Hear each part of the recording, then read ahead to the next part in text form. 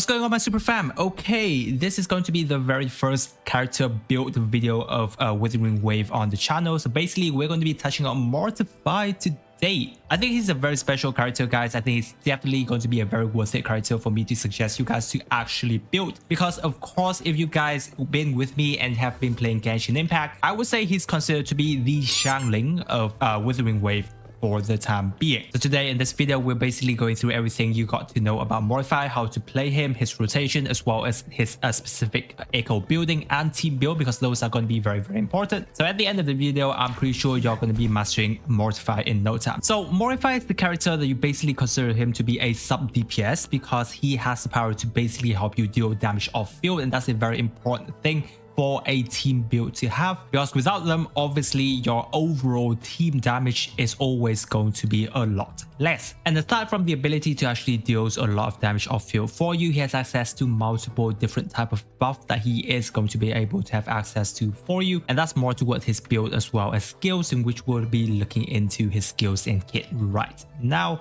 So his basic attack and resonance skills are fairly simple. The shoot out his guns and basically an integral part of you are going into his combo later on, but the most important thing starts when we look into his resonance liberation, because that's when he basically activates his off-field capability, so whenever he casts his burst, anytime the on-field character uses their basic attack, he will launch a coordinated attack firing 1 Makato. And if the character uses heavy attack, he actually launches 2 Makato, which is going to be more geared towards, character who focuses on heavy attack side, because generally speaking, the more heavy attack you're able to use, it's actually going to be able to double his off-field damage capability. Mortefi Skills Kit, guys, is also fairly simple. You just basically charge up the bar, and then he gets kind of like an extra skill, which is called like the Fury Fudge, where it actually helps you to charge your energy a lot, as well as your concerto energy. Passive skill is also fairly simple, just basically increase the damage of his Fury Fudge skill, as well as his burst later on when you unlock the final passive skill. But what's more important is going to be regarding his ultra skill, because he has the ability to actually increase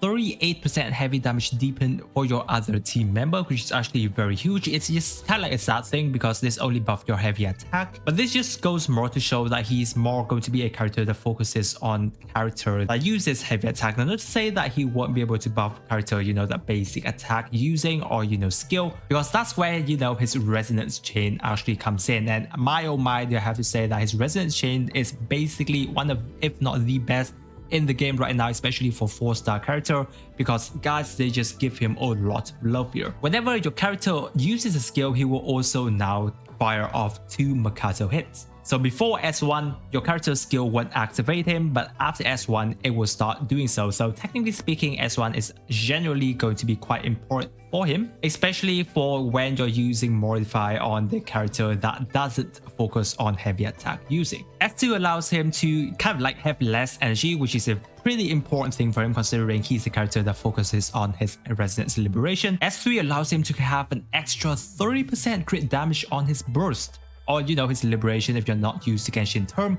But guys, for a 4-star character to actually have their crit damage increase up to 30%, that is a very, very huge thing, So S3 also very, very good, S4 even better, because now his burst is extended by 7 seconds. Now, without S4, he can be usable, but his team rotation is actually very, very tight. Also considering that he has his liberation cooldown for like 20 seconds, you're only going to be able to make use of Mortefi for about like half of the time. But whereas now, if you're at S4, he's having a 17 seconds burst uptime, which is one, not just able to help him deal even more damage for you, but make your rotation of the team a lot more room free and more, breathing room for you to make slightly bit of mistake about rotation here and there. S5 is, probably the worst one that he's had. However, it's not actually that bad either, Because whenever you use his skills, he will now trigger like 4 Makato hit. However, the damage of the Makato fire off this way is basically reduced by 50%, so it isn't really that good. But overall, it is more damage for him.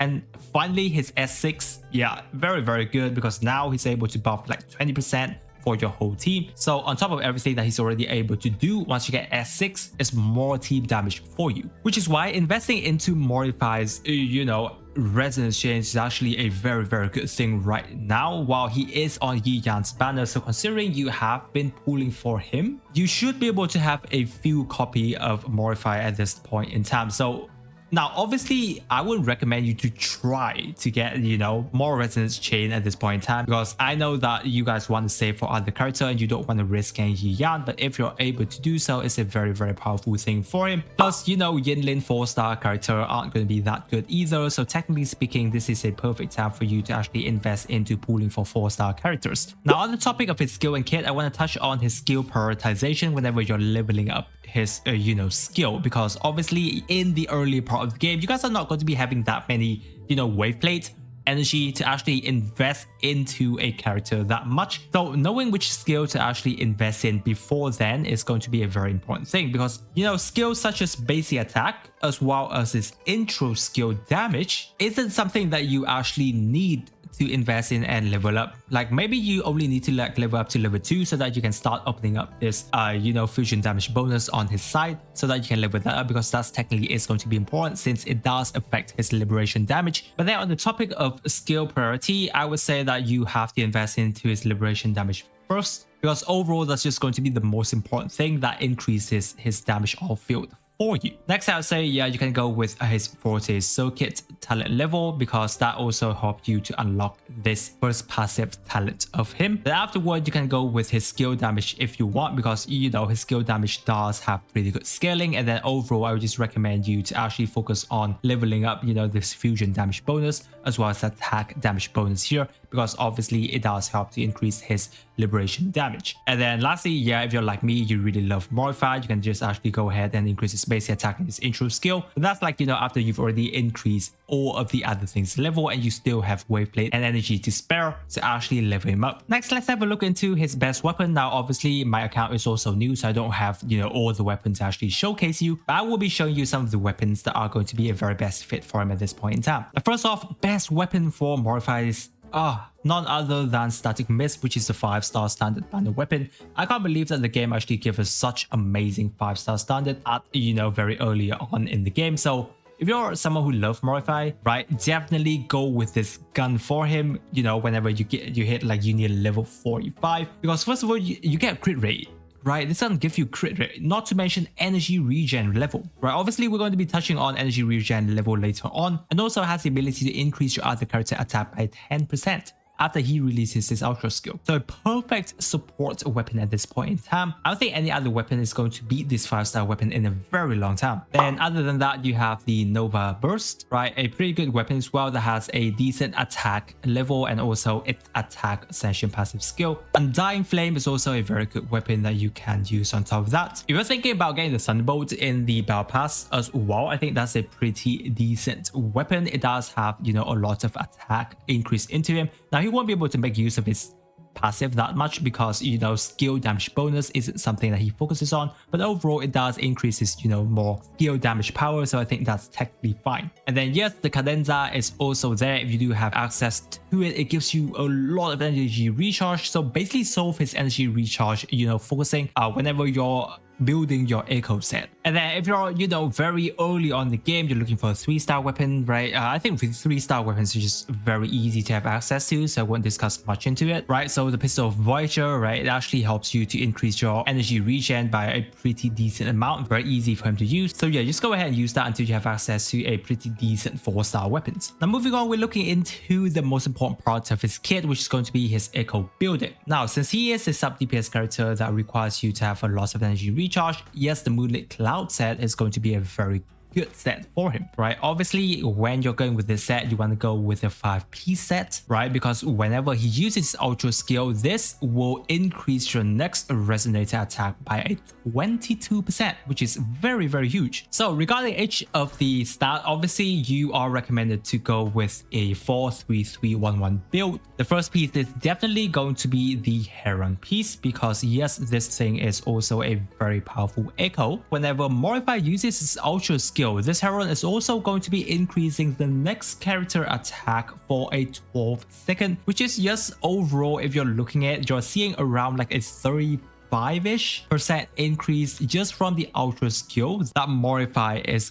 going with this set. The main stat is going to be crit rate, and obviously sub stat, you want as much crit rate and crit damage as you can, but also energy regen if it is possible. Right, 3-piece, yeah, you can technically go with double energy regen if you're feeling that you're missing out energy level. Now, if I'm talking about energy regens, I would recommend you to build at least around 150-ish energy recharge on your Mortefi, because that's going to make your rotations a lot more comfortable. He's going to get his burst back decently fast for you. If you're having a lot less than that, then yeah, I would really recommend you to focus it on building his energy recharge until that amount. Now, obviously, you don't really have to go with both energy recharge, cost 3-piece. And you can either have a fusion piece and energy recharge, and for the cost 1, definitely it's just going to be attack percentage all the time, right? And hopefully you get good sub stat level of that. So basically that's going to be his best echo set. Now, another options that you can go with if you don't have a good piece on Moonlit Cloud set, is definitely going to be fusion damage bonus, which is the Molten Rift set. He is a sub DPS character, so generally speaking, you can also build him regarding investing into as much damage as you can for him, because yes, you're going to be able to get off more damage for him that way as well. Obviously, I did say that Moonlit Cloud is definitely the best set for him. However, here's the thing, we are in earlier game.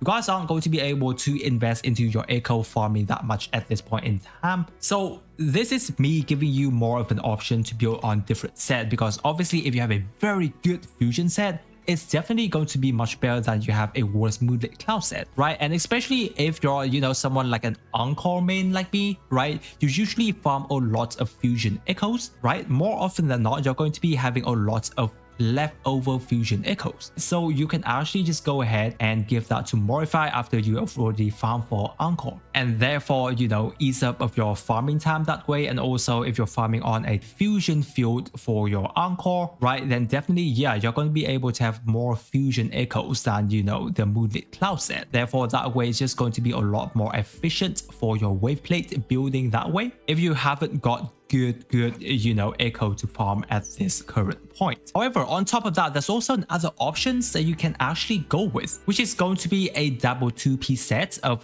fusion and attack. Now, how I usually think about going about it is just going to have like a 2 4-piece cost applied like that. Usually I would love to have another crit damage, so I have 1 crit rate and 1 crit damage here, but for the sake of just showcasing you guys, I'll just go with that. And then yeah, you can just mix in pieces. It's very easy for you to go and mix in pieces, right? You can just go ahead and mix and match like that. Basically have another cost 3, and then lastly going to be a cost 1, yeah, something like that. So you have double fusion and attack bonus, but then you can also have crit rate and crit damage built onto it. And the most important thing is that it is very easy to build set for you to actually try and get good substats on the pieces that you can mix and matches. Obviously in earlier game, it is very hard for you to find very good 5-piece with good substat, especially when farming echoes at this point in time is just absolutely a chore. Obviously Wuthering Wave is actually improving on that, which is a really good thing, so maybe we just have to wait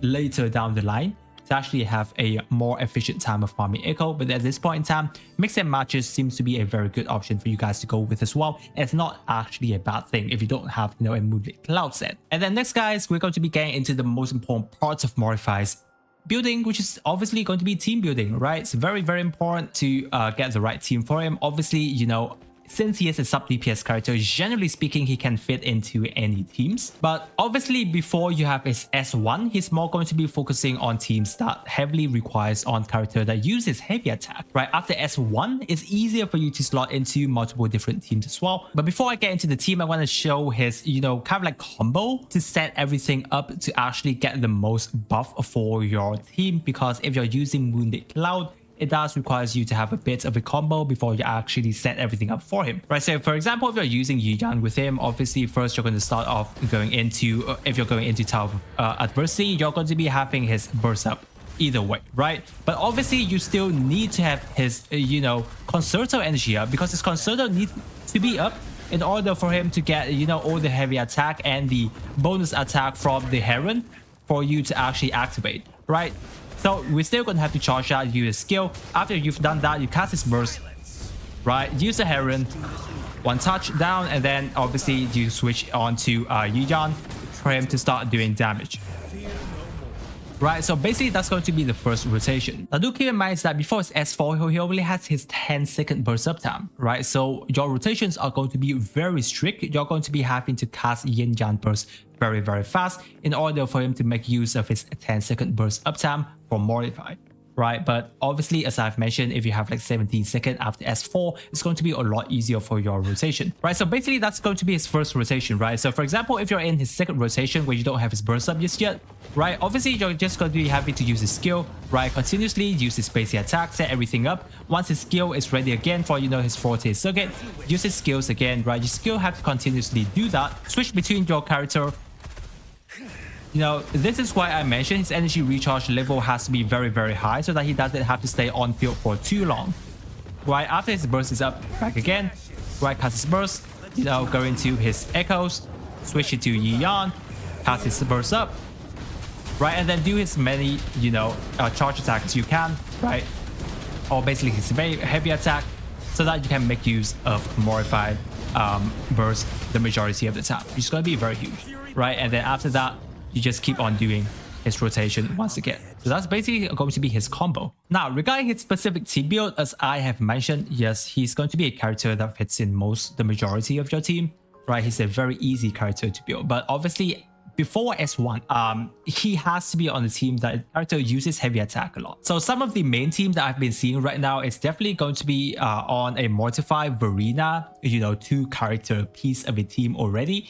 And then the rest is going to be a DPS character for you. So Yiyan is a perfect character to be on Mortefi team right now because Yiyan is a character that focuses a lot on heavy attack, right? So he's going to be able to make use of Mortefi very well. Yanxin also too, if you have Yanxin on your account and you want to build her as a DPS character, yes, you know Yanxin actually uses her heavy attack quite a lot, you know. She stands there, holds her charge attack, or basically her heavy attack, and then she's going to be able to trigger Mortefi pretty good that way. And other character like, you know, Dan Jin as well, obviously if you have, you know, S1 Mortefi, it's going to be more of an easy time triggering Mortefi with her, but she also uses her heavy attack a little bit here and there too, so she's also going to be a perfect character for that. But you know, other than that, you know, me personally, I usually have, you know, Mortefi used alongside with my Encore because, you know, I am an Encore main, right? And you know, I focus on having him on a fusion attack bonus set. So the combo on his, you know, specific fusion set isn't going to be as tight as the Moonlit Cloud set, which is going to be a lot easier for me to use this as well, right? And my rotation is a lot less strict when I have him on the fusion set, so it's a little bit easier for me to use that way. But either way, guys, I think Mortefi is just a very powerful character right now.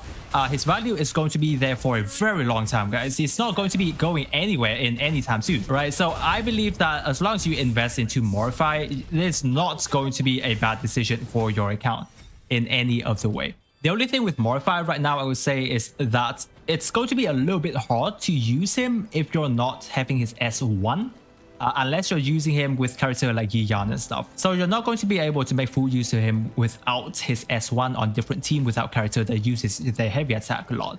But other than that, guys, I feel he's a very powerful character. As long as you invest into him and the more, you know, resonance chain you have for Mortefi, he's just going to be a much more powerful character as you build on in the game. So guys, I think that's everything I have to say regarding Mortefi this time. I hope that the video have been helping you guys out a lot with building him in the current point. Obviously, I think I'll make an updated guide for him once we hit the very much end game. But overall, at this point in time, I feel that this is a very complete guide for him already. So if you do have any questions, leave it down in the comment section, and I or some other lovely Wuwa player will get to you there. Right? If you're new to the channel and you're playing Genshin Impact, Wuwa, and other gacha games as well, don't forget to subscribe as I post a lot of guide video for you. I really appreciate you guys, and I will catch you on my next video.